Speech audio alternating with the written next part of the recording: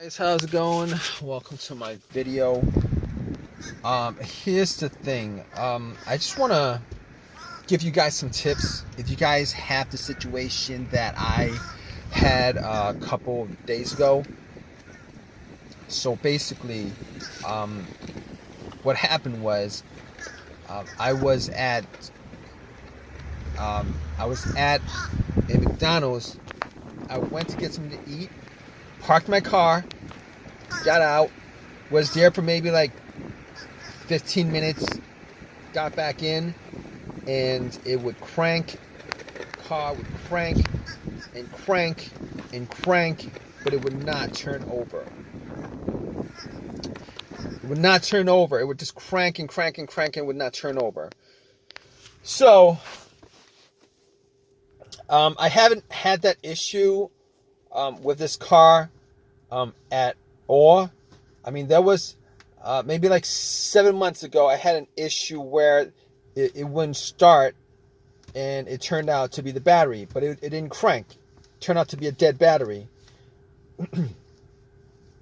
But really never had an issue where this car would crank and crank and crank, but it wouldn't turn over.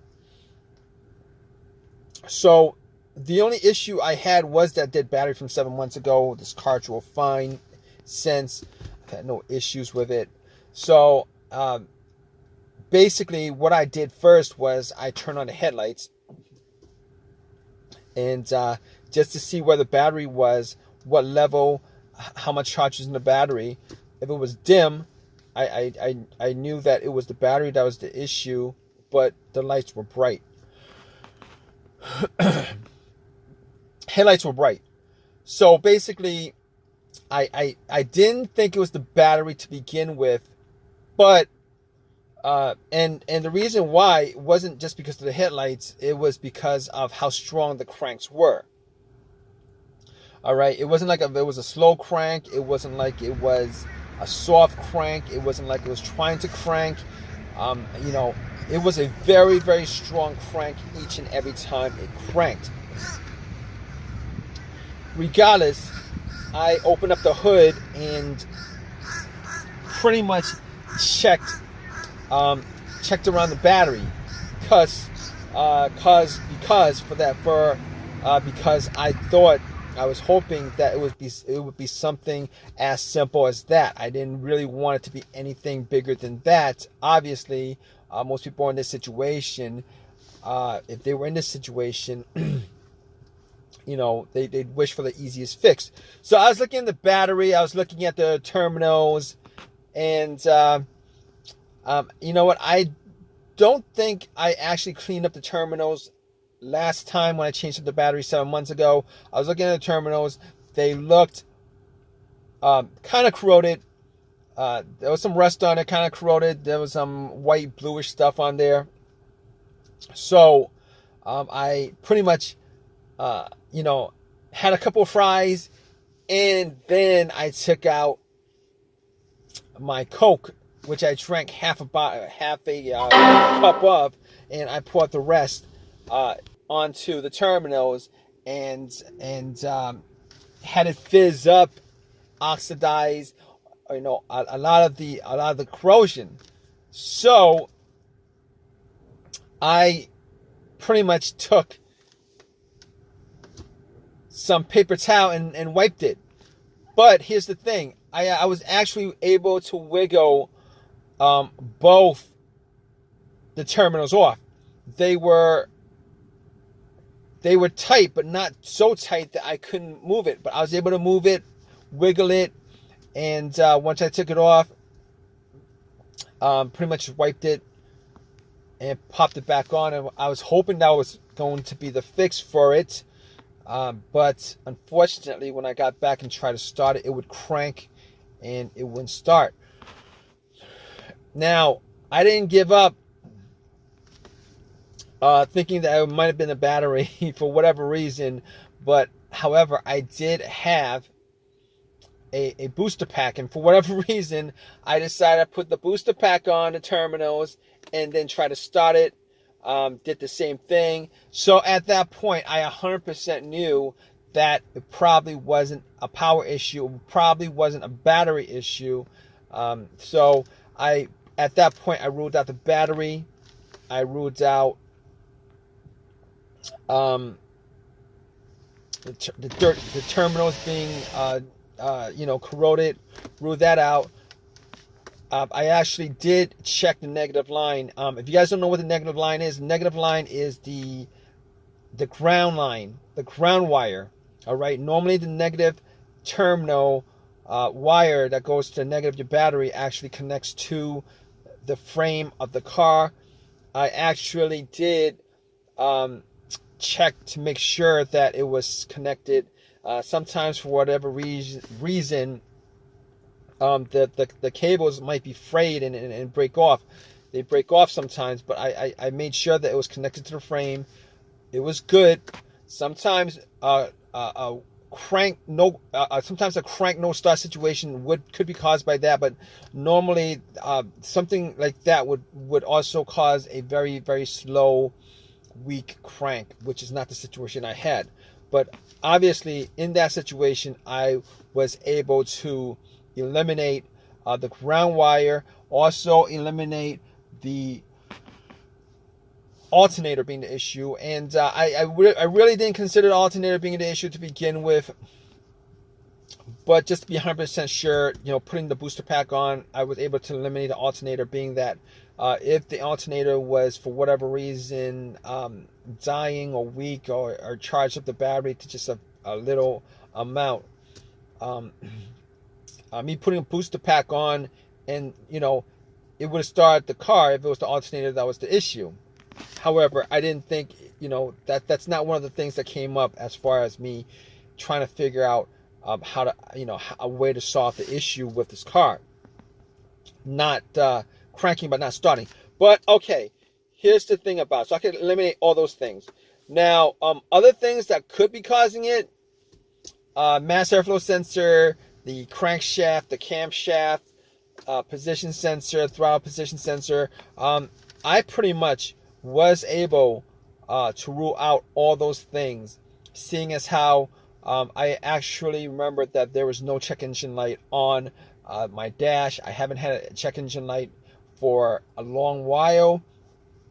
I did have a mass airflow sensor issue maybe like 6 months ago that caused the check engine light to come on, but no starting issues, no driving issues, as far as I could tell.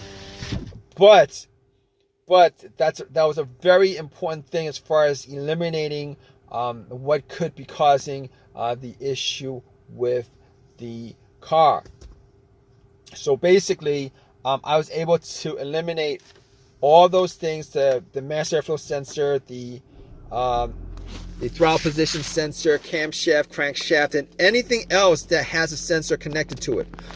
But I recalled that I had a similar situation with another car where there was maybe a computer issue. I think it was a computer issue where the computer was not able to connect to the car itself because of a blown fuse on the car's computer, blown ECU fuse or something like that. And now I didn't think that was the issue, but I had an OBD2 reader, a $20 OBD2 reader that I actually bought from Amazon, from Walmart, and I plugged it in. And here's the thing about it: it read all the way through. It analyzed it, gave me a readout. At that point, I knew that it wasn't the OBD2 that was. No, I knew that it wasn't the car's computer issue at that point. Reason being is that if it was an issue of a communication issue from the car's computer to the car, if that happened, the issue, what would have occurred was it would not have been able to analyze it. It would have stopped midway, but it went all the way through. There was no codes at all. I did not see a single code pop up at all. So I was glad that was the case, because I could, at that point, eliminate every single thing that had a sensor connected to it. All right, so I could rule that out. So after that, I was thinking, well, here's the thing. It could be fuses, relays. It could be fuel pump. It could be T-fob, ignition switch, um, any of those things. But the more simplest of those things to tackle was the fuses, the relays, and the fuel pump. So what I did was I went to the fuse box, checked out all the fuses, see if I could see any burnt fuse. I tried trying to detect whether there was a hint of any kind of burnt smell. Was not able to see anything out of the ordinary as far as any kind of burnt fuses, blown fuses, etc., etc. So at that point, I couldn't confirm 100% it wasn't the fuses, but I would say probably, probably a good guess that it was not one of the fuses that was causing this issue. But it could have been possibly been one of them. But anyway, moving on, I thought at that point before that I had considered that it could have been the fuel pump. I actually did the test on my own as far as trying to figure out whether the fuel pump was operating or not. Normally it would be a best scenario if there was at least two people for this test. One would be outside, right next to where you pump the gas, with the gas cap off. Somebody would be listening to hear some kind of motor running, or whizzing sound, and then the person in the car would try to put the car on the on position. The on position is the ignition position right before the crank.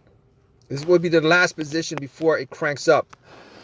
The reason why you don't want to crank up is because the cranking noise, the crank will actually drown out the noise from the motor. All right, so you're trying to listen for like a slight whizzing motorized sound on. So I tried it. I was sitting in the car. I tried a couple of times to put it in the on position, and unfortunately, I wasn't able to detect whether there was any kind of sound, any kind of motorized whizzing sound.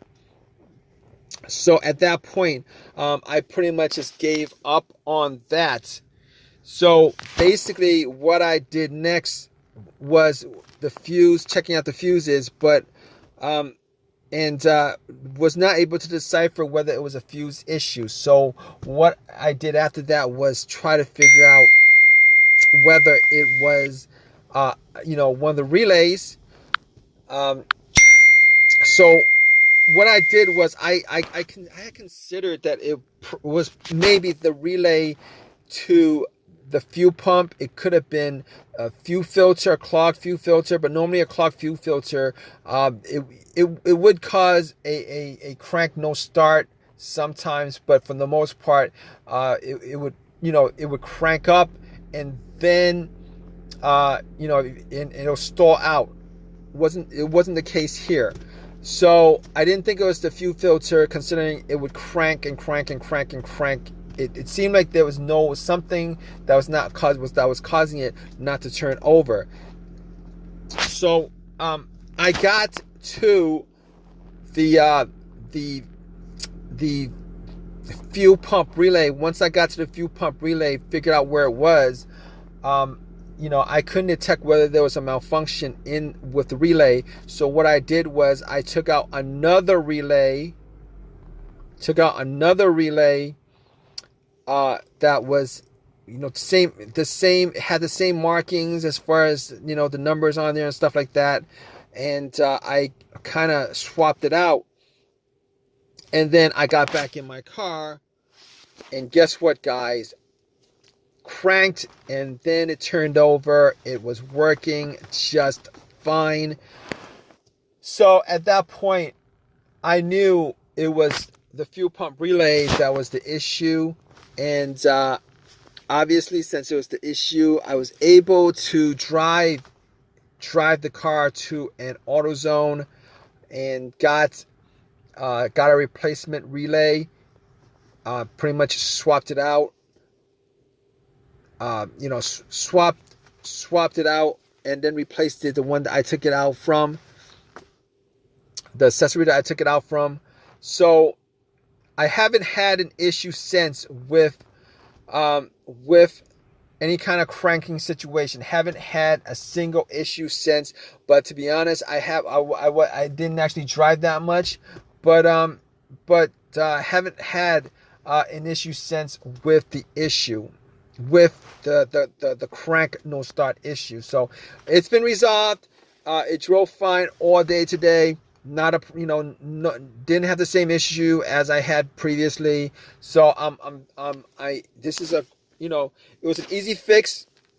I'm glad it was an easy fix. If you guys are in this situation, you guys are looking for to troubleshoot your crank but no start situation, if you guys go down the list of what I went through as far as eliminating each and every one of those things, 90% of your situation could probably be,